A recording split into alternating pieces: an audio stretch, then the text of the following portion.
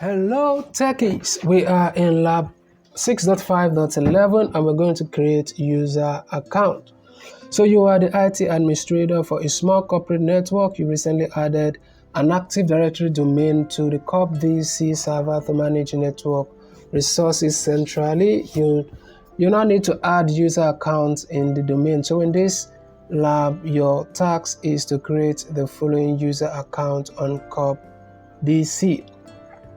So we have the table chart for that, and you're going to use the following user account naming standard and specification as you create each account. You're going to create a user account in the departmental OU corresponding to the employee's job role, and the user account name, first name plus last name. So let's just start up lab.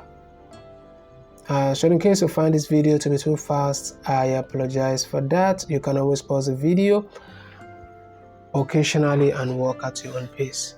Alright, so we are now so we select COP server and COP DC.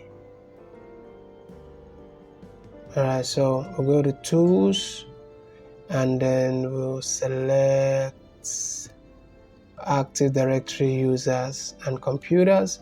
Let's maximize this so that it's clearer for you all.